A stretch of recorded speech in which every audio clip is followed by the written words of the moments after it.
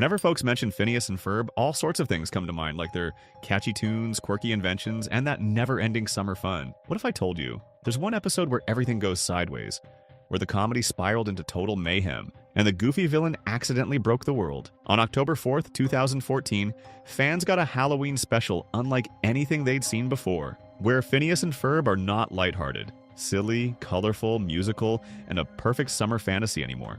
Let me tell you how. Sure isn't the everyday kind of day in Danville. This is Phineas and Ferb at its spookiest, no doubt about it. And the episode, it is called Night of the Living Pharmacists. It ain't just creepy for a cartoon, it's just plain creepy, period. So it all gets started at this big water tower reveal over at the Danville power plant. Out of nowhere, Heinz Doofenshmirtz, who ain't exactly the picture of brilliance but sure knows how to stir up some trouble, comes rolling in, totally crashing the party, with a beat-up cart and his latest flop, the Repulse-inator, designed to scare off annoying people. He goes on and on about how nobody gets his brilliance and says he's just donating it to the Enator storage facility over at the plant. He thinks he's doing them a solid favor. Perry the Platypus is out there, right in the thick of it, doing his thing across town. The mayor's asking Perry to take a look at it. Perry's got a hunch that something fishy is going on. Perry drops in like he always does while Doof is just oozing off the Repulse-inator. They go back and forth with all those classic Kung Fu Panda moves and fight scenes during the tussle. So Doof just goes and accidentally turns on the Repulse-inator. Well, would you look at that? This strange blast of energy shoots out and smacks into his brother Roger, who just so happens to be standing way too close. Doofenshmirtz says, well, you know, whoops, that wasn't meant to go down like that. Right now, Perry isn't quite grasping just how serious things are. Roger Doofenshmirtz, Heinz's ever-proud brother? It's the first victim. A zap from the Repulse-inator and boom. His voice is gone. Hair? Gone, Doof. Coat? Doof. Awkward shuffle? Peak Doof. He is not Roger anymore. He is Doof 2.0. Yeah, that's when things officially go off the rails. Roger became Patient Zero, the very first living pharmacist. Roger stumbles off like a glitchy cartoon villain and grabs someone. And just like that, whoa, they end up turning into a Doof clone as well. It spread real quick. Just one touch and you're in the club. No fuss about it. Before anyone can even wrap their heads around what's going on, the entire crowd at the ceremony starts turning into Heinz lookalikes. The outbreak? Completely off the rails. It's catching on, and not in a fun dance party kind of way. One touch leads to another mindless Doofenshmirtz. Danville doesn't have a shot. What kicks off as a joke is fixing to get way too real. While the Doof zombie chaos is going wild at the power plant, everything else is falling apart too. Right now, Perry ain't quite grasping how serious things really are. Before long, Perry starts seeing some strange stuff. Alexa goes dark. He gets back to HQ and sees that a bunch of his buddies have been infected and turned into Doof clones.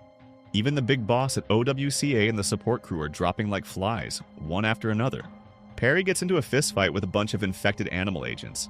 He figured out this ain't just any old Doof plane. This here is bigger. And to make it worse, he has no clue what is causing it yet. Meanwhile, over in Flynn Fletcher's backyard, Phineas and Ferb whipped up this totally awesome new gadget that turns their bodies into a super stretchy, rubbery state. This is going to be super helpful later on. So Isabella's got this goal to snag her emotional bravery badge with the Fireside Girls, and she's all set on doing it by spilling her feelings for Phineas. Candace runs into Vanessa, Doof's daughter, and gets invited to a teen party. In this episode, it's kind of surprising that Candace isn't really trying to catch her brothers this time around. Instead, she's just having a blast hanging out with the older girls. Meanwhile, Stacy, who's Candace's best buddy, is busy trying to hook up her HD TV to catch a horror flick, totally clueless about the zombie apocalypse happening right outside. So how'd the kids figure out that the infection spreads through touch? All the kids are hearing this weird noise coming from the street. They stroll on over to the front yard and take a look over the fence, and that's when they spot it. A big crowd of folks is tripping down the street. Everyone's looking kind of familiar, aren't they? Buford leans over and squints. Okay, this has to be a flash mob, Baljeet says nervously. Or the most disturbing case of identity theft ever. And the moment everything clicks, one of them lunges, reaching right for Isabella. That is when everything snaps into focus. Phineas says, "This isn't just weird, this is an outbreak." The kids didn't waste a second. First thing's gotta be to look out for themselves. Ferb bolts to the garage and rolls out their newest creation, a pair of full-body rubber armor suits.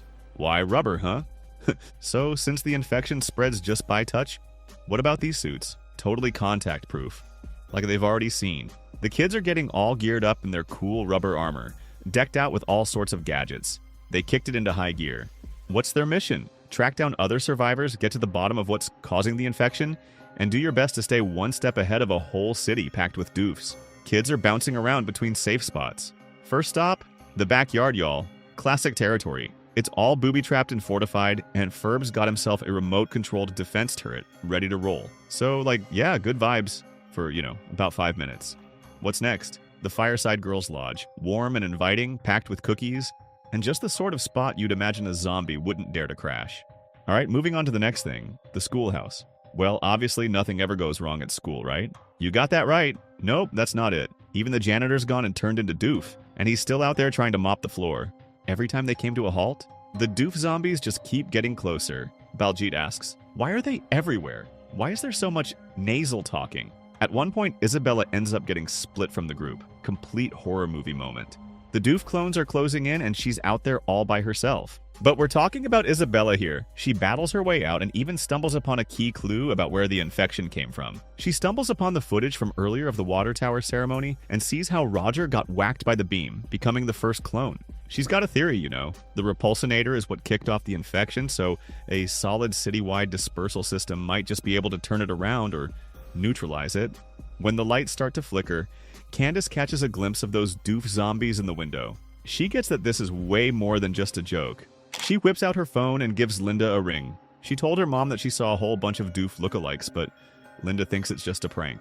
Once Candace zoomed back home and yanked her mom out of that living room, packed with doof zombies, she found herself all alone until she ran into Vanessa once more. That's when the ultimate girl squad came together. Candace, Vanessa, and the Fireside Girls, dodging zombies, hiding out in lodges, and plotting their next move. But even that partnership couldn't stick around forever. The doofs were closing in. Perry's on his way back to Doof's wicked lair. Believe it or not, Doof is still hanging out at home, totally uninfected and clueless about the whole outbreak situation. Doof's DNA is just too doofy to change, and Perry's, well, that's just Perry for you. Perry's got him pinned down, insisting on some answers. Doof is dead set on not taking the blame, but then it hits him that the Repulse Innator might be the one to blame for all this mess. So, hanging out with the crew, Phineas and Ferb think they gotta pull off something big to finish this up. That's when Isabella comes back and hits them with the big news. The infection's coming from Doof's machine, and it's still sending out that weird clone wave energy. Perry and Doof are joining forces. Operation Take Back the Doofening. Perry's got Doof's back against those clone attacks because Doof's the one who holds the key to figuring out what's going on with the outbreak. And they aren't alone. Kids are showing up in rubber suits. Now they've got a whole crew. Kids with their gadgets, a platypus ninja, and a mad scientist who's got a heart. They swap ideas, look for signals, and begin mapping out a solution. Isabella says, we can use the water tower to disperse the counter energy. Doof mutters, why didn't I think of that? It's chaotic. It's weird. It's awesome. And it's the only shot they have. Perry and Doof head to the field, trying to locate the epicenter of the signal and assist the kids in building the cure system. So now the plan is clear. Build a spray system, shut this thing down, and maybe, just maybe, save Danville. So the gang races to the top. They install a customized sprayer system, jerry-rigged with parts from Doof's original Innator, their rubber suits, and pure genius engineering. The whole thing's powered by the tower's reservoir, and then just they are tightening the last bolt. But one of the Doof's clones grabs Buford. He transforms. They start falling, one by one. Bufors turns, then Baljeet, then even Ferb.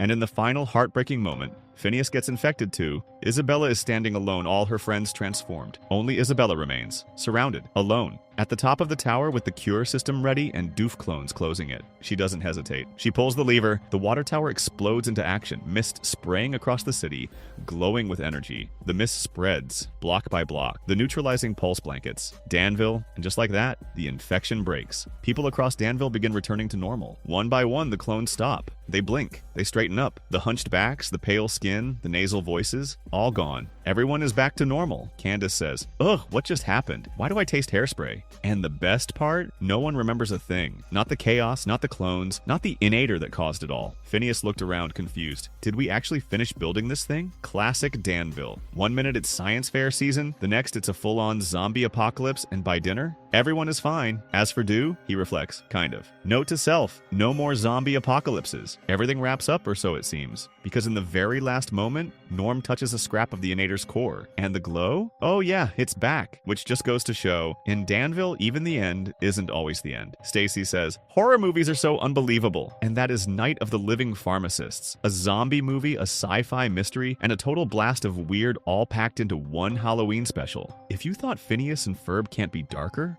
think again. A slow feeling of unease starts to settle in, because even in the craziest, most colorful animated worlds, a dark cloud can roll in when you least see it coming. So what happens when it does? It isn't just passing by, it sure leaves a mark. One that sticks around, one that shows you that even the most fun places have their dark spots. Have you watched this episode? Did it totally freak you out? Or maybe just crack you up? Thanks for tuning in. Hey, don't forget to like, comment, and subscribe for more of that animated chaos, y'all. And hey, just keep this in mind. Don't ever trust a dude who's making stuff